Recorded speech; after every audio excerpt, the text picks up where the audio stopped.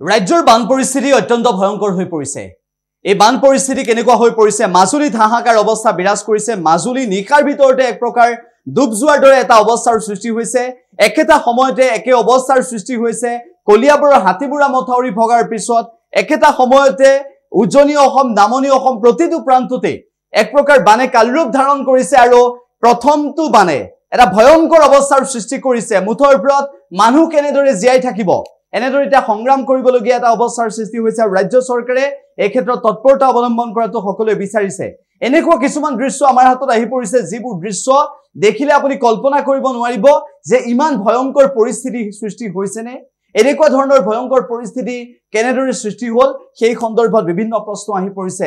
ৰাজ্যৰ বিভিন্ন প্ৰান্তৰ বহুকেইটা দৃশ্য, মঙলদৈত কেনেদৰে মানুহ উটি গৈছে, পানীয়ে কেনেদৰে উটুৱাই লৈ গৈছে, সেই দৃশ্যটো আমি আপোনালোকক দেখুৱাইছো।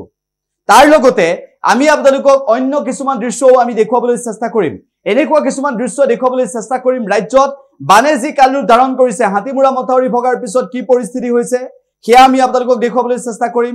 মাজুলীৰ সেই বান পৰিস্থিতিৰ পিছত মাজুলীৰ জনতাৰ কি অৱস্থাৰ সৃষ্টি হৈছে সেই সন্দৰ্ভত আমি আপোনালোকক জনাবলৈ চেষ্টা কৰিম।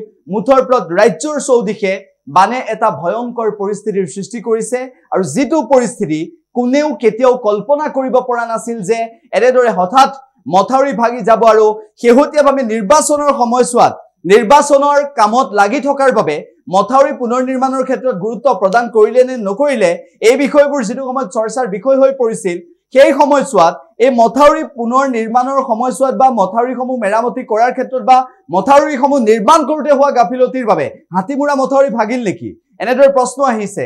যে কালি মাজুলীত যিটো পৰিস্থিতিৰ সৃষ্টি হ'ল, নিশাৰ ভিতৰতে এটা হাহাকাৰ অৱস্থাৰ সৃষ্টি হৈ গ'ল। মাজুলীৰ জনতা কেনেকুৱা এটা অৱস্থাৰ দিশলৈ গতি কৰিলে, তাৰ পিছত আমি উল্লেখ কৰিব বিচাৰিছো বংকোৱালৰ সেই মথাউৰি ভগাৰ সময়ত কেনেকুৱা এটা অৱস্থা, লগতে নামনি অসমৰ বিভিন্ন প্ৰান্তত হাহাকাৰ অৱস্থা বিৰাজ কৰিছে। মুঠৰ ওপৰত গৰাখহনীয়া এটা সময়ত ভয়ংকৰ অৱস্থাৰ সৃষ্টি কৰিছে বিভিন্ন প্ৰান্তত। আজিৰ দিনত একেটা সময়তে আজিৰ দিনত একেই পৰিস্থিতি বানৰ, আৰু সেই বানৰ ভয়াৱহ পৰিস্থিতিৰ মাজত মানুহে কেনেদৰে জীৱন যাপন কৰিবলগীয়া হৈছে সেই দৃশ্যসমূহ আমি একাধিক্ৰমে দেখুৱাই আহিছো। এয়াই হৈছে ৰাজ্যৰ এখন ভয়ংকৰ প্ৰতিচ্ছবি আজিৰ তাৰিখত, আৰু এই ভয়ংকৰ প্ৰতিচ্ছবি দেখাৰ পিছত ৰাজ্য চৰকাৰে সকলোকে সহায় কৰক সেয়াই অসমৰ জনতাই বিচাৰিছে। আৰু বান পৰিস্থিতি ইমান বেয়াৰ দিশলৈ গৈছে, গতিকে ৰাজ্য চৰকাৰে এই ক্ষেত্ৰত অধিক তৎপৰতা অৱলম্বন কৰিব লাগে।